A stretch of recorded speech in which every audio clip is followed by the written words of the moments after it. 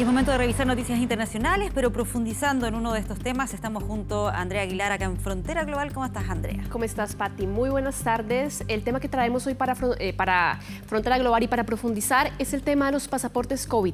Hemos visto en varios países, particularmente esta semana en la Unión Europea, que se anuncia por parte de la Comisión el hecho de que ya se está dando este proyecto para que se puedan desplazar entre esos 27 países de la Unión Europea, pero también otras zonas de Europa. Estamos hablando de Liechtenstein, también estamos hablando de Suiza o de Islandia o de Noruega, otros países que no están dentro de la Unión Europea, pero que también va a aplicar esto. Vamos de inmediato a nuestro planar para ver el impacto de cómo se está moviendo al menos en Europa.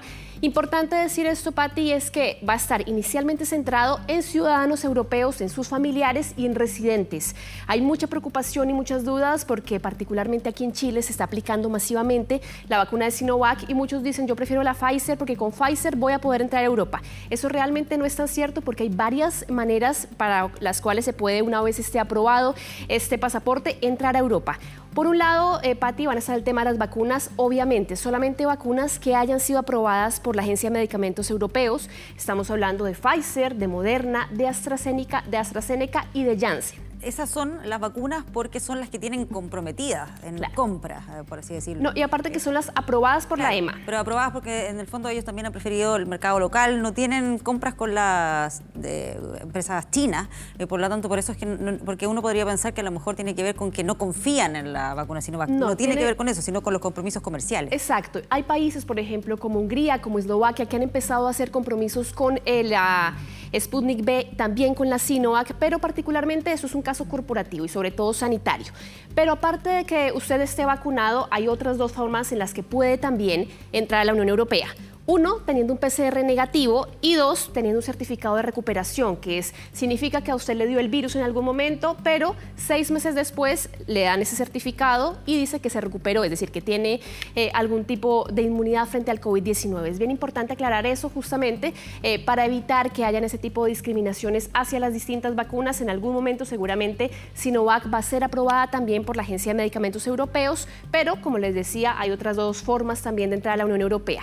Este es un proceso, Pati, que no se está centrando en estos momentos en el turismo masivo ni en el turismo fuera de las fronteras de la Unión Europea, sino que permite, de cierta manera, para los europeos salvar su verano. Entonces, que se puedan mover libremente entre los distintos países, pero todavía no se está pensando en ciudadanos que están fuera de la Unión Europea. Recordemos que los viajes no esenciales en estos momentos están restringidos con la mayoría de los países, particularmente de Sudamérica, incluido Chile, por supuesto, por el tema de la cepa brasileña. Pasemos ahora a revisar parte de las declaraciones que nos dio la doctora Milagros García Barbero, también exdirectiva de la OMS en Europa, sobre cuáles son algunos de los problemas que podría enfrentar este pasaporte en sus próximos pasos hacia la aprobación en Europa. ¿Qué pasa? Que hoy en día la gente no se puede vacunar. Entonces, bueno, pues en el fondo puedes decir, bueno, pues para venir a este país lo que tienes que hacer es tener una PCR y pasar una cuarentena, que es lo que impide el turismo, porque la gente no se va 15 días de vacaciones y se tiene que pasar 10 días encerrado en el hotel, ¿no? Lo veo complicado en este momento por eso, porque no hay vacunas suficientes para que todo el mundo que pudiera viajar, pues quisiera viajar, y entonces se va a crear una discriminación entre los vacunados y los que no. Bueno, y hacía ella la salvedad sobre el tema de las vacunas. Están esas otras dos formas para entrar a la Unión Europea. Va a ser un pasaporte que va a ser gratis, que va a ser digital. Ellos lo llaman también certificado digital de vacunación y que va a permitir específicamente a los ciudadanos viajar, salvar entonces el verano. Pero hay un país que se ha destacado también por el nivel de vacunación que tiene, que es Israel. Israel también desde el mes de febrero empezó a tener una especie de tarjeta verde que le permite a la gente ya no viajar, sino entrar a algunos lugares, a los vacunados. Repasemos esa información en nuestro planar y tiene que ver, bueno, personas que están inmunizadas, es decir, que ya recibieron las 2 dosis de Pfizer, que es la que se está aplicando en Israel, o que se han recuperado del COVID-19. ¿Qué le permite a los israelíes esta tarjeta verde o a los residentes también en Israel? Entrar a los eventos deportivos, entrar a conciertos. De hecho, se están generando conciertos y eventos deportivos únicamente para personas que están vacunadas.